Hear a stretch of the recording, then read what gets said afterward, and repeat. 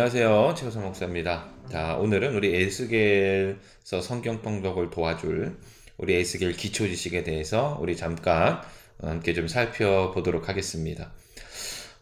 자, 에스겔은 이제 먼저 누구인가를 한번 보면은요, 에스겔은 이제 제사장의 아들입니다. 제사장 가문 출신이기 때문에 그래서인지 에스겔서에는 특별히 이렇게 성전 및 이제 성전의 제사에 대한 관심을 많이 보여주고 있어요. 그래서 하나님께서 그 회복에 대한 환상도 이제 그러니까 성전을 통해서 나타나지 않습니까? 그러니까 이 에스겔 선지자는 특별히 제사장 가문의 출신으로서 하나님께서는 그가 가지고 있는 그 특성, 또 그 가지고 있는 직분에 맞게 그 예언에 대한 내용을 이제 전해주는 것을 우리가 에스겔서를 통하여서 볼 수가 있습니다. 그런데 이 에스겔은요, 유다 왕 여호야긴이 이제 포로로 된 지 5년째 되는 해에 이제부터 1장, 그러니까 에스겔서 1장 1절 2절 보면은 그때부터 이제 시작됨을 이제 보여주거든요. 근데 이 여호야긴 왕이 포로가 된 지 5년째 되는 해가 이제 주전 592년입니다. 근데 이때 이제 에스겔이 30살이었대요. 30살. 근데 여러분들 제사장들은 보통 이제 30세가 될 때 성전에서 사역을 시작합니다. 그런데 여러분들 이 당시에는 포로기 시기잖아요. 그러니까 예루살렘에서 멀리 떨어진 곳에서 포로 생활을 하고 있기 때문에 이 제사장직을 감당할 수가 없는 거예요. 그러니까 할 수가 없는 것이죠. 근데 하나님께서는 이 시기에 맞춰서 선지자로서의 이제 소명을 이제 부르심을 하신 것이죠.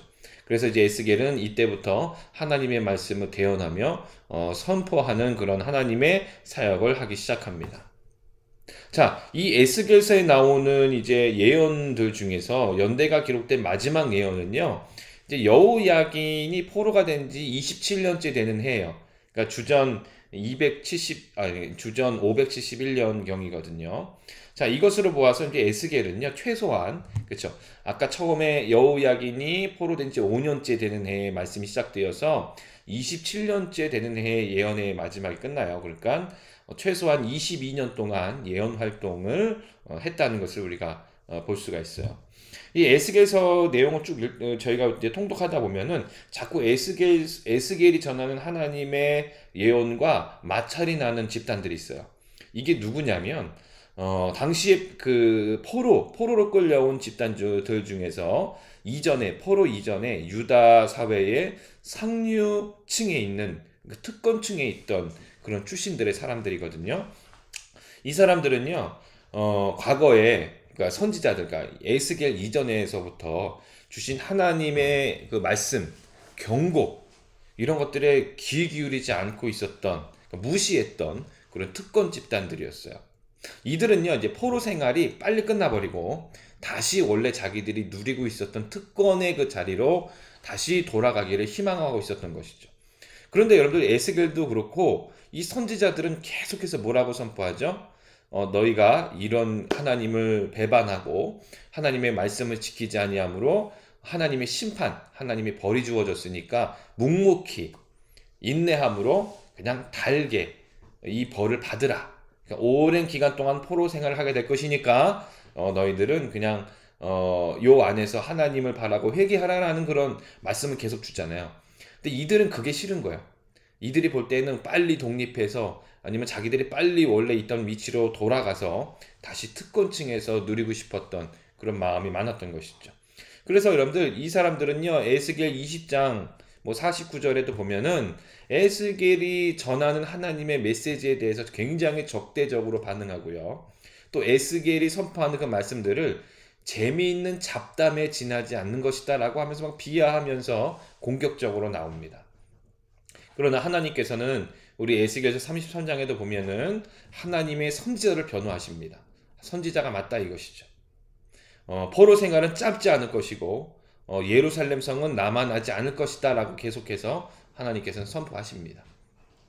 그 다음에 보면은 여러분들 에스겔은 바벨론 제국이 절정에 도달하는 것, 그리고 그에 따른 그의 나라와 주변 국가들의 쇠락하는 운명에 대한 그 말씀도 에스겔 후반절에 이제 선언하십니다. 그러니까 하나님께서는 이 바벨론을 포함해서 주변 국가들에 대해 쇠락하는 것 또한 하나님의 주권에 있는 것을 선포하고 있죠. 그리고 이제 에스겔서 33장부터 48장까지는 이제 그 에스겔 선지자가 이스라엘을 향하여서 소망, 회복, 자비, 은혜 등 이런 주제로 이제 어찌 보면 방향이 전환되죠. 하나님의 회복에 대한 말씀을 이제 선포를 하고 있습니다. 이 에스겔서 이제 구조에 대해서 간단하게 좀 살펴보도록 할게요. 먼저 이제 그 에스겔 1장부터 3장까지는 이제 선지자의 부름받음, 그러니까 하나님께서 에스겔을 부르시는 그리고 에스겔이 순종하는 그런 장면에 대해서 말씀을 주시고요. 이제 4장부터 24장까지는 이제 유다와 예루살렘에 대한 하나님의 심판에 대해서 이야기를 하고 있어요. 요거를 조금 더 우리가 세부적으로 들어가 보면은 4장부터 5장까지는 예루살렘의 멸망에 대한 상징적인 행위들을 이제 나타내 주시고요. 6장부터 7장은 이스라엘의 산들에 대한 예언 해 주시고 8장부터 11장까지는 예루살렘의 심판에 대한 환상을 보여주십니다. 그리고 12장부터 24장까지는 이스라엘과 예루살렘의 죄에 대해서, 그러니까 왜 너희가 심판을 받는가에 대해서 이 긴 분량을 통해서 그 죄악을 낱낱이 하나님께서는 지목하시죠. 그 다음에 이제 세 번째 큰 이제 카테고리로서 25장부터 32장까지는 이방 나라들에 대한 예언을 하세요. 이방 나라들은 어디가 들어가 있냐면 암몬, 모압, 에돔, 블레셋, 두로, 애굽에 대해서 하나님께서는 선포하십니다. 그리고 이제 네 번째 마지막 큰 이제 카테고리는 33장부터 48장까지인데 유다와 예루살렘에 대한 축복에 대해서 말씀해 주십니다. 회복이죠. 회복하심. 그래서 이제 33장에는 이제 파수꾼 에스겔에 대해서 말씀해 주시고 34장은 이스라엘의 목자들에 대해서, 또 35장은 에돔에 대해서, 36장은 이스라엘의 산들에 대한 예언을 해 주시고요. 37장은 우리가 많이 듣고 봤던 마른 뼈들의 골짜기, 그리고 두 지팡이가 하나 됨을 이제 우리에게 말씀을 주시고 있습니다. 이제 38장부터 39장까지는 곡과 마곡에 대한 말씀을 주시고요. 40장부터 마지막 48장까지는 회복된 예루살렘에 대한 환상에 대해서 말씀해 주시고 있습니다. 이렇게 이제 에스겔의 구조는 1장부터 48장까지 이렇게 진행이 되고요. 자, 우리가 우리 에스겔 성경 통독을 하면서 우리가 좀 이제 교훈을 받고 깨달음을 얻을 수 있는 것들을 네 가지로 좀 정리를 해봤습니다. 첫 번째는 뭐냐면 하나님의 거룩성과 이제 초월성이라는 것이죠. 여러분들 에스겔서에서 나오는 하나님은 피조물과 선지자 모든 존재들을 초월하십니다. 그리고 거룩하시죠. 여러분들 하나님은 거룩하신 분이시기 때문에 이스라엘의 죄를 그냥 보고만 계시지 않으신다는 거예요. 여러분들 그 죄는 하나님의 거룩성과 정면으로 대치되는 것이기 때문에 하나님께서는 이 죄를 그냥 간과하시지 않는 것이죠. 여러분들 그래서 에스겔서 4장부터 24장까지는 하나님이 이 백성의 죄를 더 이상 간과하지 않으실 것임을 선포하는 예언들로 아주 가득 채워져 있는 것입니다. 이스라엘은요, 하나님을 향해서 반항적인 백성이었고, 이 나라의 이제 이스라엘의 우상 숭배는 더 이상 하나님께서 무시할 정도가 되지 않았던 것이죠. 이 포로 기간 동안은 하나님은 이 백성들을 정화하시는 겁니다. 즉 하나님께 순종하는 정화된 남은 자들을 이제 걸러내시는 그런 하나님의 또한 심판의 그런 과정 중에 있는 것이라고 보시면 될 것 같습니다. 두 번째 교훈은요, 하나님의 은혜와 자비의 부분이죠. 하나님은 유다와 예루살렘을 심판하실 것이라는 그런 메시지는 바로 이스라엘을 다시 하나님의 원래 목적으로 부르심의 자리에 세우기 위한 것이죠. 하나님의 은혜의 방편이에요.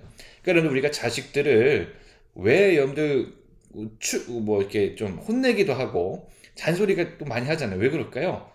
잘 되기 위해서요. 아이가 바르고 올바르게 건강하게 잘 자라기 위해서 우리 교육하는 거죠. 사랑하기 때문에 어느 때는 혼내기도 하고 잔소리도 하는 것입니다. 하나님께서는 이스라엘을 선민 백성, 장자의 백성으로 바로 세우고 싶으셨어요. 원래 그들을 선택하신 목적대로 인도하고 싶으신 겁니다. 그래서 이 심판이라는 이 과정을 통하여서 그들을 정화시키고 다시 하나님을 기뻐하고 하나님과 함께하는 백성으로 세우시는 은혜의 방편이라고 보시면 될 것 같아요. 자, 그리고 세 번째는 하나님의 주권성입니다. 에스겔서에서 여러분들 우리가 아까도 말씀드렸듯이 바벨론을 포함해서 주위 많은 나라들을 향한 그런 예언들이 25장부터 32장까지 주어지고 있어요.